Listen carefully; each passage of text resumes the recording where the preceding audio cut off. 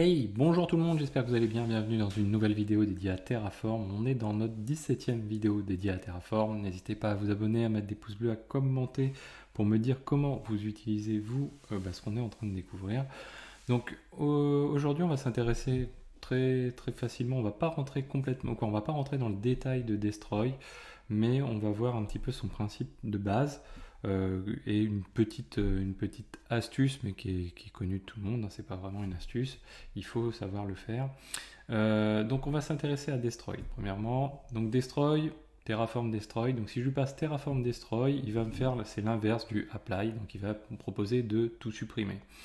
Je peux lui passer le -target, donc nous c'est ce qu'on va faire dans un premier temps, qui va permettre de sélectionner une ressource pour pouvoir ensuite la supprimer. Donc on va se faire quelques petits exemples. Donc là, en bas, j'ai mes conteneurs Docker tels qu'ils étaient lors de la vidéo précédente avec mes WordPress, etc.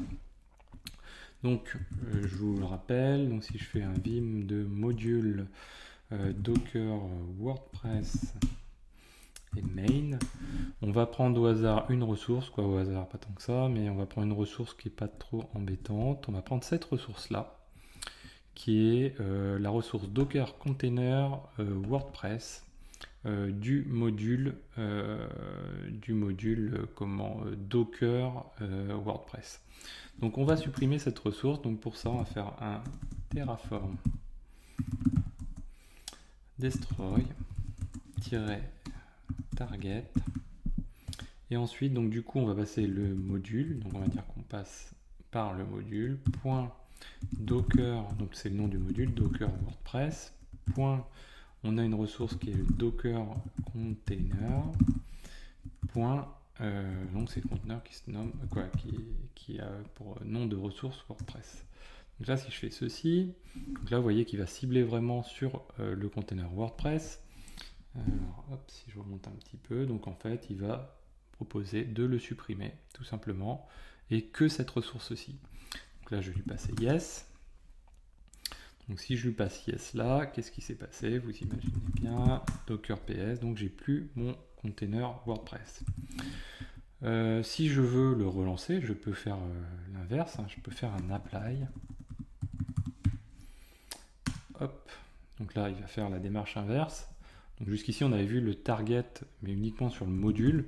Vous voyez qu'on peut faire ressource par ressource, hein, plus précisément les choses. Donc là, il va me l'avoir ajouté. Hein. Donc si je refais un Docker PS, il m'a bien ajouté l'élément WordPress en question.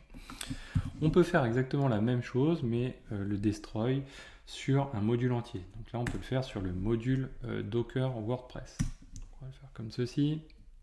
Donc là, il check et il me dit voilà tout ce que je vais supprimer. Il va supprimer cet élément. Donc là, il va supprimer à la fois les volumes, les networks, les images, dès lors que tout ça n'est pas tenu par autre chose que lui n'est pas capable de gérer. Donc là, tout ce qui est fait référence au destroy, c'est uniquement ce qui est contenu dans l'ETF state. C'est-à-dire si vous allez lancer des conteneurs par ailleurs qui tournent sur les mêmes images qu'une image du TF state qui est présent là, vous n'allez pas pouvoir dropper l'image. D'ailleurs, vous allez avoir normalement un message d'erreur, puisque Terraform va vous dire moi je ne peux pas supprimer l'image, j'ai un conflit. Le même conflit que Docker vous le proposerait, c'est-à-dire que si vous voulez, si vous avez deux conteneurs qui pointent vers la même image et que vous supprimez un conteneur et que vous vous dites tiens, ça y est, je peux supprimer l'image, il va vous dire non, il reste un deuxième conteneur qui est attaché à l'image. Donc là, je dis yes. Donc là, il va me supprimer tout. Donc si je fais un Docker PS, j'ai plus de conteneur. Si je fais un Docker Images, j'ai plus d'image en question. Là, c'est une image, mais qui est rattachée au module d'à côté. Donc pas de souci. Je peux du coup refaire un target pour relancer l'intégralité. Donc je peux faire un apply. Avant de faire un destroy all, donc on va voir un autre élément maintenant. Donc là, on va le laisser remonter tout ce qu'il faut. On va pouvoir aussi utiliser donc le when destroy. Donc là, c'est un petite astuce, mais c'est pas vraiment une astuce, hein, c'est quelque chose qui est connu de pas mal de monde. Vous allez pouvoir du coup l'utiliser pour conditionner quelque chose de quand on fait un destroy. Et du coup, ça va permettre de dire tiens, voilà, soit de notifier, soit de supprimer, soit de réaliser une commande en cascade. Quand on fait le destroy, on peut dire tiens, on lance un script bash qui va faire tels éléments pour vider quelque chose proprement avant, etc. Donc, alors là il est en train de retélécharger les images, du coup ça met un peu plus de temps. Hop. Donc nous, on va retourner dans notre module WordPress et on va dire, tiens, quand je supprime, on va le faire de manière plus ou moins précise, vous allez voir. Quand on va dire, tiens, on supprime le container WordPress, on va mettre un timestamp, on va mettre l'IP sur lequel ça est arrivé et on va mettre la personne qui l'a fait. Et on va dire ça en local exec, donc en provisionnaire local exec, ce qui va permettre d'avoir une sorte de trace, un fichier de trace quelque part. C'est pas forcément la meilleure des utilisations, il y a d'autres utilisations possibles. Par exemple, si en local on a une liste de nos instances, etc., on va pouvoir dire tiens, quand je viens de supprimer une instance, je mets à jour le fichier qui est en local avec un sed-i pour supprimer la ligne qui correspond. Alors là, ça c'est bon. Donc du coup, on a dit qu'on allait éditer notre module Docker WordPress main. Et là, lui, donc on va prendre la ressource, toujours la même ressource que tout à l'heure, qui est celle-ci, WordPress, et on va lui rajouter notre provisionneur local exec. Alors, voilà, on va se mettre comme ceci. Voilà, ici, donc provisionneur local exec. Donc ce provisionneur local exec, on va lui passer, donc nous on a dit que, alors on pourrait très bien tout le temps le lancer, c'est-à-dire que à la création on pourrait mettre quelque chose, donc tiens on va le faire comme ça, on va dire à la création on va mettre non, on va faire que le drop, ouais, où on va mettre également la création, donc on va dire commande et on va dire toc, quelque chose qui va être comme ça, donc echo toc toc, et ça on va dire que ça va être un fichier qu'on va nommer trace.log. Ici on va le concaténer, on va dire qu'on va mettre le timestamp. Donc on a vu lors de je crois que c'est la dernière vidéo avec les triggers, qu'on a une fonction qui s'appelle timestamp qu'on peut utiliser comme ceci. Derrière on va lui rajouter à ce timestamp du coup $var.sshUser qui est notre variable qui est à l'intérieur, et puis en même temps on va dire tiens, on va rajouter arrobase dollar toc toc var. Comme ça on va savoir où est faite la modification ssh host, puisque j'ai la donnée qui est présente quand même dans celui-ci. Et puis là je vais dire alors comment je fichu, on va dire init. Ok, donc ensuite au destroy on va dire when destroy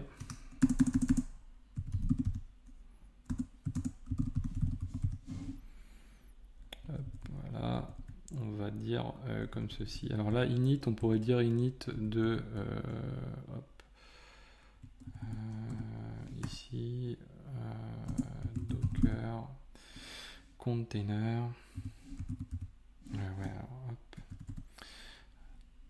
toc toc toc, donc docker container .wordpress .name, voilà.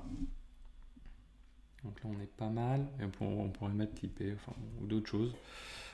Ici on pourrait mettre donc destroy, puis on va mettre la même chose.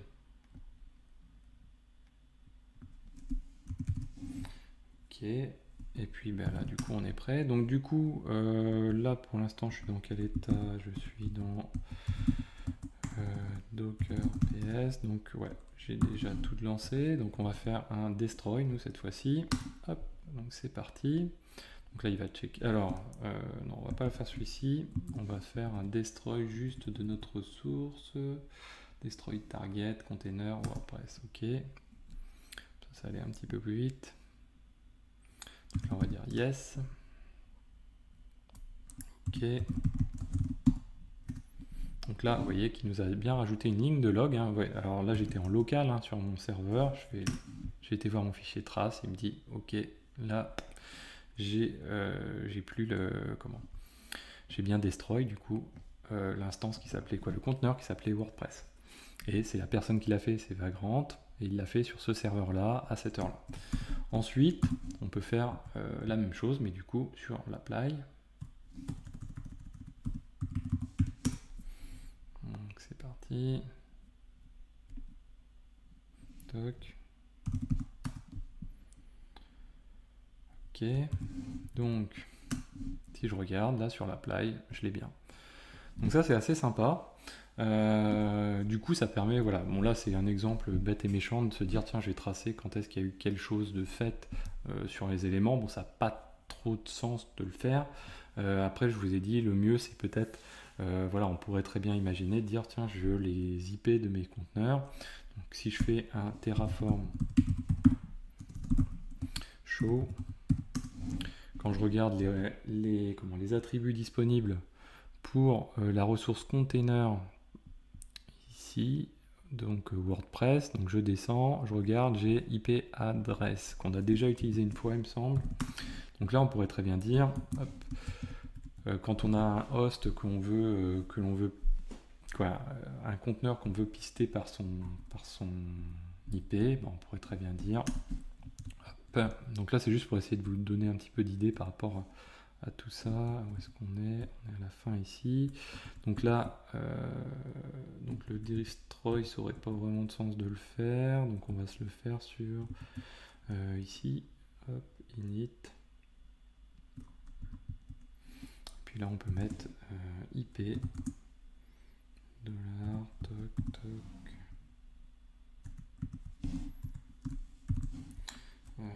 Et là, on va lui rajouter ceci. Yop. Ok, donc ça si j'enregistre, donc là on est dans quel état?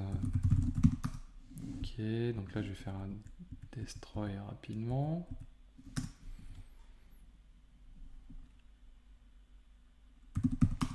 Ok, et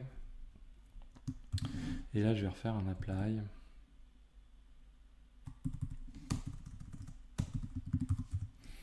Toc.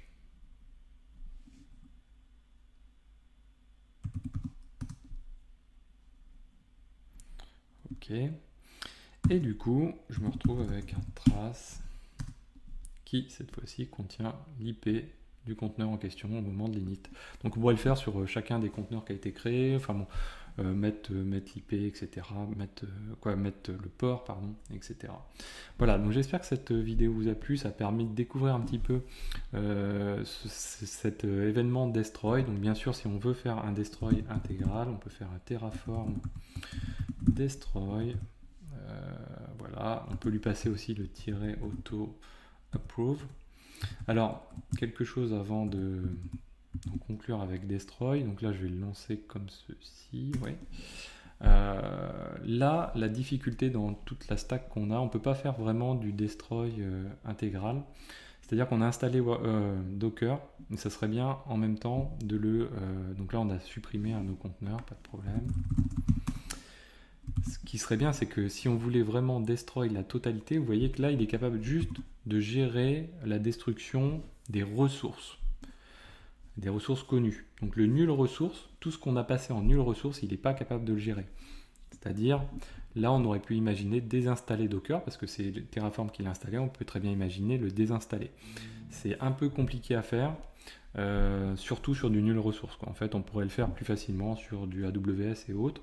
Avec du nul ressource, voilà, comme c'est pas vraiment une ressource, on peut pas le gérer tout à fait de cette manière-là. Voilà, donc j'espère que cette vidéo vous a plu. N'hésitez pas à la partager, à mettre des pouces bleus, à commenter. Et je vous dis à très bientôt sur Xavki.